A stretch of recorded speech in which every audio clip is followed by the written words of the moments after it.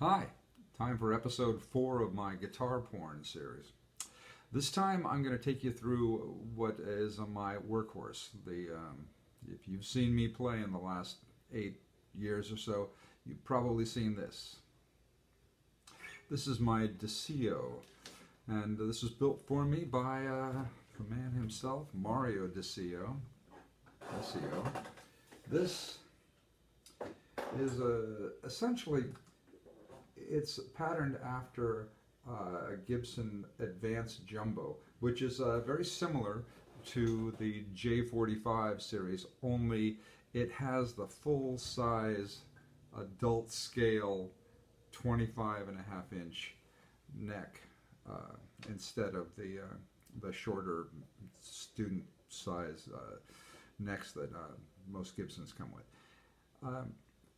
He built this for me in 2012, and it took a while, and it was a work in progress, but this is probably my most beloved guitar of the whole bunch of them. If I tell people if my house was on fire, this is the one that I would rush back in and get out. No, it's not named Lucille. It doesn't actually have a name, but well, anyway, it's Cocobolo on the back. It's got a Cocobolo back and sides, and the neck is mahogany, and it's got a rosewood fingerboard on it. And but probably the most interesting thing about it is that the top is made from a recycled soundboard from a 100-year-old upright piano. So, you know, they say if you have a guitar, you've got to play it for a while and break it in so that the wood gets used to the vibrations and this and that. But this particular piece of wood already had like 1 billion notes played through it over a century before it ever became a guitar. Honestly, I don't know that that makes any difference whatsoever, but it's a cool story, and I like telling it. It's I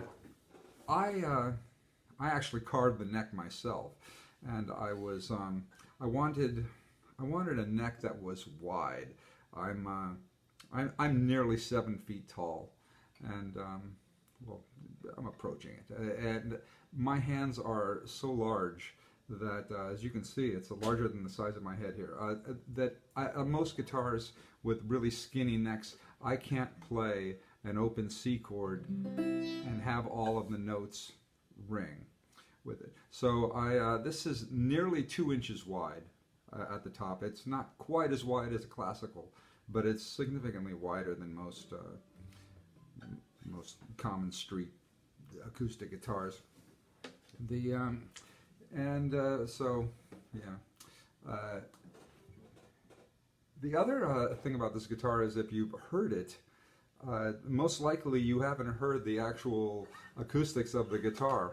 I use, I don't know if you can see this in there, but that is really the secret with this thing. It's the Fishman Aura Ellipse.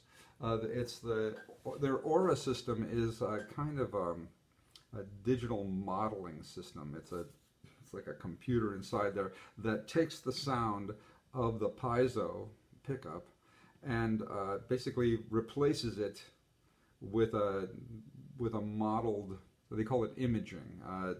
It replaces it with the sound of an actual guitar with an actual microphone, and they have hundreds of different models that you can use. I commonly use what I think it's a J200 with a Sennheiser microphone. It's so much airier sounding than just the piezo.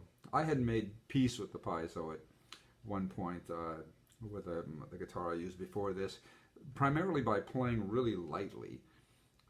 But this, you can hit it hard and it still sounds like an acoustic guitar. Piezos have a tendency to become rather compressed and sort of quacky sounding. It's not a really unpleasant sound, but it sounds more like a electric jazz guitar to me than it does an actual acoustic instrument. every recording I've made with this guitar, every album I've made using acoustic guitar in the past 8 years has used this guitar. And don't tell anybody this, but it's all been recorded direct, straight into the console with right off of this pickup system. And no one has ever said anything to me. I love the sound of it. So anyway, this is here you go.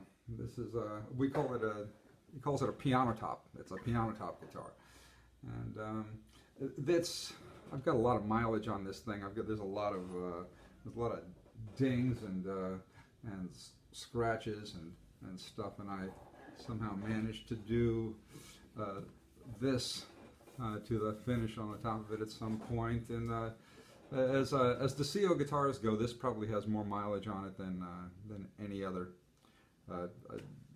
David Gans had one that was competing, but then he bought another one, so he's that one is got a little ways to catch up, I suppose. But anyway, there you go, DeSio acoustic.